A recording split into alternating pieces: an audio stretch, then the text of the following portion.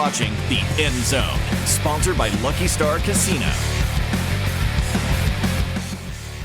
And welcome to another edition of The End Zone along with TJ Eckert. I am Colby Daniels. My gosh, this is such a great time of the year. I know I said that last week, but the NCAA tournament is in full swing. We had opening day in Major League Baseball this week. So many great things happening. I'm already starting to get the gears turning on my Masters drafts that are coming up because, you know, you got to enter all the Masters pools. Like, it is a great time to be a sports fan, TJ. If you're a curmudgeon, you would say it's been a horrible year for the NCAA tournament. I've heard that so many times. People think this is the worst NCAA tournament that they've seen in recent memory. I don't care. I just love the bracket. I love March Madness. I love everything about it. So, yes, this month-ish stretch is probably not just the month of March, but like from March into April is probably the best viewing that we have in sports on the calendar. And if you're a football fan, you have spring football to either get excited about or complain about the shortcomings of your football team. So all is right in the world. You mentioned people complaining about the NCAA tournament. First time in the current era of the NCAA tournament, the modern 64-team field, that we haven't had a mid-major make the Sweet 16, right? It's all major universities from the major conferences. Right, and then I think the Arkansas-Texas Tech game was the first overtime game of the NCAA tournament. That's in the Sweet 16. Like, I don't know how rare that is. Like, I don't have a stat for that, but that feels late. Like, it does. Surely there's an overtime game in the first round. So that's pretty bizarre. People have asked, like, is this a reflection of NIL on the portal, and is it making the mid-major schools you mentioned, the smaller, is it creating a disadvantage? And there's probably a yes in there. To me, I just think we've talked about it before. The bubble was weak, and the top 5, 6, 7 teams in the bracket this year were leaps and bounds ahead of the rest of the field. And so I think it's more that than NIL in the portal. But you were shaking your head. You feel like NIL's really created a divide? I think in football, NIL has created more parity than ever because there are more schools that are willing to spend dollars for football than in basketball, where everybody is scraping for more money. And I think there are a few programs that have a lot more money to spend. And in basketball, one player makes all the difference, where in football, one player isn't necessarily, I mean, unless it's maybe a quarterback, isn't necessarily going to make or break your team the next season. So I think just the amount that one player weighs on the production of a team in basketball is completely different to football. But yeah, I think it's a major reason why, and there's a good chance that this may become the norm. And we'll hit some of this in Smash or Punt a little bit later. Sweet. But look, I could do with a few more buzzer beaters in the NCAA tournament, but outside of that, it's been fun. And I will say this about the Sweet 16. I know everybody likes Cinderellas, but I like seeing some of the big matchups that we have in this going into this weekend. Yeah, look, these are the teams that are left, pretty much, are the ones that have been playing the best basketball all season long. Typically what happens in the tournament is one of those teams either looks over somebody, looks past somebody, and they get upset, and then you get the enjoyment and the excitement of a Cinderella. But to your point, we are getting the best basketball teams in the country playing against each other, which I think is probably the ultimate goal of the NCAA tournament, is to get the best teams playing at the end of the tournament. It doesn't make for as many fun storylines, but the quality of basketball is going to be higher than it probably has been in past tournaments. Sure. I know that there were some fun games, especially with Texas Tech and Arkansas on Thursday night, where Arkansas had a 98.1% chance of winning with 9 minutes to go in the game, and ultimately it turns into Texas Tech winning in overtime, and what a fun atmosphere that was, and good for the Red Raiders. In terms of women's basketball, TJ, we're getting ready for the Sweet 16. OU going back to the Sweet 16 for the first time since 2013, and they'll run into, one of the blue bloods of college athletics, right? The UConn women's basketball program. The men fell to UConn last week. Will the women suffer the same fate? It's going to be tough, and I think the roster that UConn's put together is quality, but the name across the chest means something. And then when you have an elite player like Paige Beckers that you're having to deal with if you're OU, that makes it challenging as well. The fact that they've made it to the Sweet 16, I think, kind of got the monkey off their back in that sense. Right? Like that had been such a struggle for you. So I'm wondering if that will play into them making it this, right? Like, we've made it this far, now we can kind of relax a little bit. Well, I don't think making it to the Sweet 16 was the goal of this team, But now that they've done it, I don't know. You can go about one or two ways. You can either play with house money and just kind of play loose and free, or it could just be like, this is what we wanted to do, and we're here, and whatever else happens is great. I'm hoping that's not the case. I hope they play well. Sometimes it's like just get to the tournament, and then then after that, maybe you don't have the same fire burning. Correct. Or for them, they've lost in the first round 3 straight years under Ginny. They finally have advanced to the Sweet 16, and you hope that they want more than that, and they aren't just now satisfied with what this season has produced. If you're just satisfied, though, you will get run out of the gym by Paige Beckers and this UConn team. And the OU women who had their media availability today were asked about facing UConn and Paige Beckers specifically. Obviously, you look at UConn and they've been a dominant program for years, and they still are. I think just looking at Paige Beckers, obviously she's a great player. I do think that the SEC has gotten us ready for really good guards. I mean, you look at Georgia Amore, and we got to play Kentucky twice. So I think just learning from things like that will definitely benefit us in this game. Peyton Velhurst there, the senior guard for OU. Look, I know that you are battle tested without a doubt going through an SEC schedule. Paige Beckers is on a whole nother level, and I don't know that I would compare anything to what you're going to see from Paige Beckers. That's the the Michael Jordan, it became personal with me meme. Like, that's, you just don't want to, just don't poke the bear. Just, right. That was a good answer. It was a good answer. Nothing against Peyton Verhulst. That was a good answer.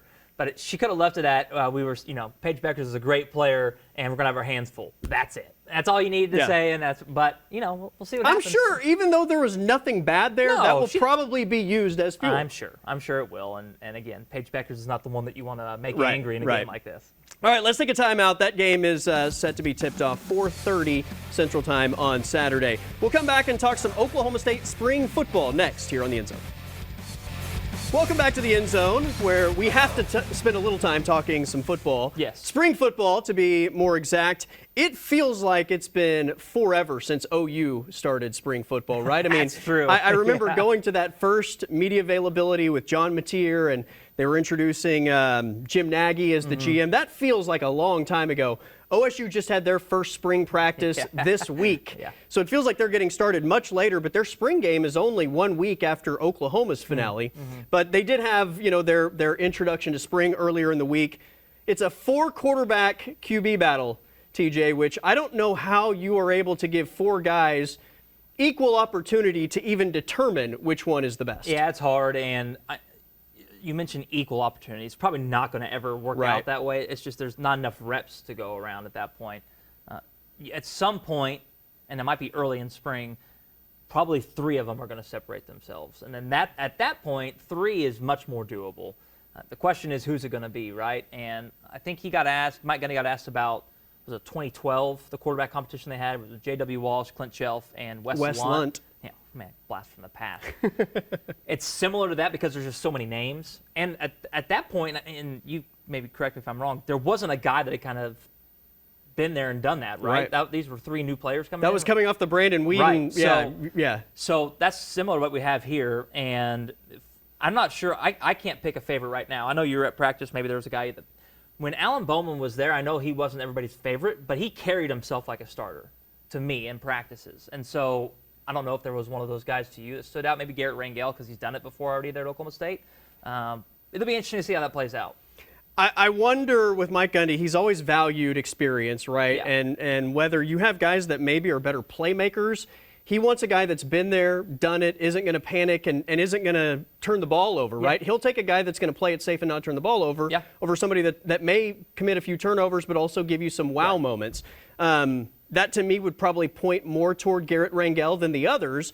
But, this is a wide-open new era of college football, and you have to worry about maybe losing guys if you don't call their number. So we'll see how he navigates this. History would say that Garrett Rangel is probably the guy, but we're in a new era, and Mike Gundy has addressed how different college football is. And it's not about development anymore. You got to play them immediately. So from that standpoint, he might have a different thinking process than he's traditionally had. I think in the early stages, though, it's just going to be about the intangibles, right? It's going to be about the guys who maybe carry themselves as leaders, who maybe, put more on their shoulders and take it upon themselves to stay after practice, or, just all the little things you hear coaches talk about. And it probably is those things that's the first separator and then you start getting into the on-field stuff. There's 4 guys that are capable. We've only seen 2 really play, right? Right, so that's Garrett right. Rangel, then Milwaukee Smith played a little bit last season. Zane Flores has had a ton of potential around his name, but we haven't seen him yet. And then Haas Haney. Haney? Yeah. Well done. Nailed it. That's not how it's spelled. Hedgney. Yeah. Didn't play at all at TCU, but Right. he's been with Meacham and understands the system. So I would expect the first 2 to pop off initially with Rangel and Milwaukee Smith, and then from there it's just whether the potential of Flores and Haney kind of burst through. For what it's worth, the order that they went through drills on Tuesday at least was Garrett Rangel first, Zane Flores second, Haney Haney third, and Smith fourth. Okay. So that was the order that they did all their drills in. All right. That doesn't necessarily mean anything, right. but just for what it's worth. Now, yeah. I do want to play one Mike Gundy clip because we got Mike Gundy being Mike Gundy earlier this week where he lost his phone. He tells a little story. Mike Gundy is all of us when he loses his phone. Because I lost my phone last week for 3 hours, and I got Worst lucky. 3 hours of your life, right? Well, yeah. I mean, you're just in panic mode, like losing a kid. You know. All the things that are in there. And I got lucky. Somebody, it was outside on a downtown sidewalk. And you know, so most people are going to get it, sell it for $200 and black it out, whatever. I go back there 3 hours later and walked in the store. I didn't even go in the store. And the gal goes, "You're Mike and you're looking for your phone, aren't you?" And I said, "How'd you know?" She said, "I could tell by the look on your face." The look on your face when you lose your phone, we all have it. Very and relatable. It's very noticeable, right? It is, and I don't know. I'm curious how it got left on a sidewalk. How did that happen? Did it fall out of his pocket? Was he sitting on the sidewalk just like taking in the Stillwater day? Like I really, there's more to the story, and I want to know it. I want to know what Mike Gundy's doing just casually like roaming around downtown. I know. To the point that maybe the cell phone is dropped or left or whatever. But I love the fact that he's like, yeah, it's like losing a kid. Because that's absolutely the feeling. Yeah. When you like check your pocket and your cell phone's not there. Yeah. It is Like terror. Like you lost a limb almost. Terror from head to Wild. toe. Absolutely. All right, let's take a timeout. It is smash or punt next here on the End Zone.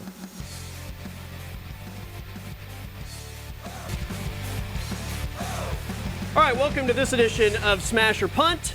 I'll make a statement. If you agree with it, you smash it. If you disagree with it, you punt it. Very simple concept. Yes. Let's start with Wyatt Hendrickson, OSU heavyweight wrestler, wins the national championship, upsets the gold medalist Gable Stevenson from the Olympics. I mean, some are calling it the biggest upset in the history of NCAA sports. So my question to you is, Wyatt Hendrickson's win is on the Mount Rushmore of OSU sports athletics moments. No, I mean, just off the top of my head, so I'm trying to think of 4 others. Probably not. Yeah, smash. I mean, just the waves it sent through, not just college wrestling, like you mentioned, but I mean, NCAA sports in general. Pretty crazy, and the moment was really cool. The way it happened, it wasn't like he was in the lead early and just kind of held on. It was the fact that it was like a walk-off. Yes, basically. So yeah, I would say smash. I can't think off the top of my head. Like I said, I can't think of 4 other better ones. It's not necessarily mainstream, and that's why maybe it gives people pause. Right. When you hear a statement like that. It's not football, it's not basketball. We don't see it every day, but I mean, I think you add the president being there and that whole exchange, which got him on every major news network over the last week. Right. He's been on Pat McAfee. I mean, he's been everywhere. Yeah. He has a dynamic personality, but it's who he was facing. Nobody thought he had a chance. He did it in the final moments. I think just the entire scene was electric. Smash all the way. It's on the Mount Rushmore of OSU sports moments. Great. All right, speaking of OSU, we talked about this earlier with the OSU quarterbacks. Garrett Rangel will start game number 1 at quarterback for Oklahoma State. That's the safe answer right now, so I'll say smash. You provided a lot of reasons as to why it could be the case, right? He's the safe option. He's not necessarily like a gunslinger. He's a little more reserved. He'll throw the ball away if he needs to. He'll tuck it down and run. So for now, I will say smash. And it's early enough in spring where we could see somebody maybe separate themselves. That's right. But for now, I think that'd be who I would pick. I don't know if he's going to be the best on the field. I think we did see some really good flashes of him before he got hurt. Yeah. I'm throwing all the on-field stuff out the window. I just think he's been around the program for long enough. I think Mike Gundy probably has more built-in trust in him. And I thought he just carried himself with more confidence on Tuesday than the other 3 guys. There's a lot to that. Simply because he's been there longer than the other 3 guys. So smash for Garrett Rangel as well. All right, one more with OSU football. Mike Gundy in his availability threw out the idea of a Bedlam spring game. So smash or punt, Mike Gundy got his Bedlam spring game idea from us when we talked about it last week on this show. He did. Mike, first off, thanks for watching. I know you're probably watching again. Smash on that. I can provide some insight, too, on how not to lose your phone. So we can help there if he needs that. So, yeah, he got it from us, and we were literally talking about that. It's a 1 week ago. Now, I will say we did not think it was a good idea because we didn't think the coaches would agree to it. We said UCO makes more sense, one of those types of stuff. So, maybe he thinks it's a better idea. I don't know. I don't think it's going to happen, but I do think that the thought came in his head because he was watching the NFL. I said I thought it was a great idea. I said I don't know if they would think it was a great idea. Right. But Same. Yes. But yeah, I love it. I hope Brent agrees. So Brent, if you're watching as well, let's green light this thing. Yeah. All right. OU softball won earlier this week, 19-16 against Wichita State. Most runs they've given up since 2019 against UCLA in the postseason. Yeah. People are hitting the panic button. Is it time to hit the panic button on OU's pitching staff?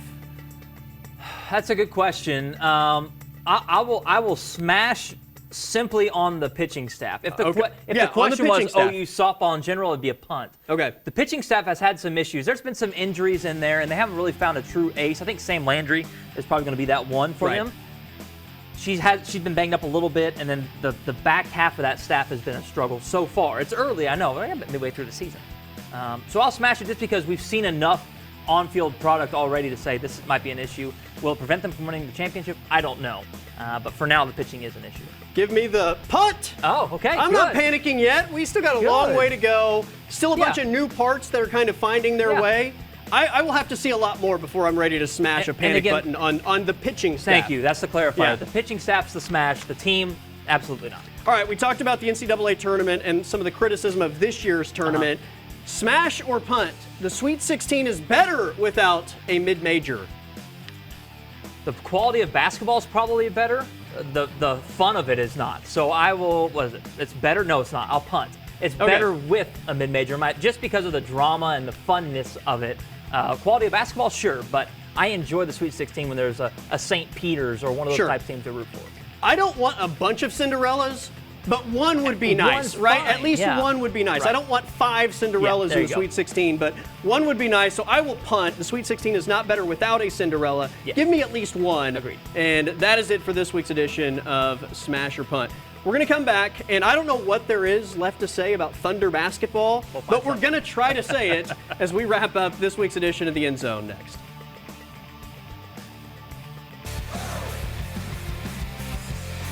All right, back one final time to wrap up the show. We've talked NCAA tournament. We've talked OU and UConn, getting ready for the women's Sweet 16.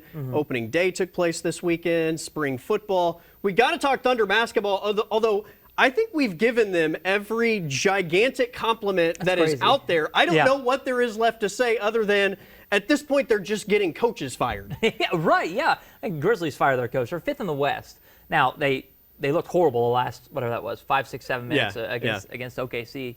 But, they're blazing a trail through the West right now. It's crazy. Set the franchise record for wins, at least since they've been in Oklahoma City. I think 64 is what Seattle won at one point when they were the Supersonics. So they could win 70. They got to win out. It's crazy to think that could happen. It's only happened twice before. But, there's not enough superlatives or, things you could say about the Thunder we haven't already done. They're breaking records in terms of margin of victory and how dominantly they're winning. I know they're not going to break the record for wins in a season, but I think the fashion in which they're winning games is comparable to that type of record. There's just nothing else to learn, I guess, about this team. We just need to get to the postseason and start again to, I think, really start digging into the Thunder because they have done everything and more in the regular season, and they are just annihilating everything in their path. I think it was when they got to 60, they had 46 wins by a double figure, so now 47, right? Because they could beat the Grizzlies by double digits. So those 46 wins, when I did the math, would have been the 3rd most wins in the Western Conference by themselves, right? That's how dominant they've been and how consistently they've been winning by double figures. So, the question will be, can they do it in the postseason? And then what will they do when teams take away Shea like they've done a few times here down the stretch of the season? And we've figured it out, or they've figured it out to a certain extent, and they're still winning games. So curious to see what it looks like. I've said it for months now. If they're healthy, I don't think anyone is going to stop this train. They're going to win an NBA championship. Yeah. Now, throw in a few injuries, and it could be a completely different conversation. But the other night against Memphis, the good thing was we saw J-Dub back out there. All the bench players were available. I mean, this team feels like it's getting healthy at the right time to make a big-time run. Yep. All right, that is it for us this week. For TJ Eckert, I'm Colby Daniels. Everybody have a great weekend, and we'll do it again next week.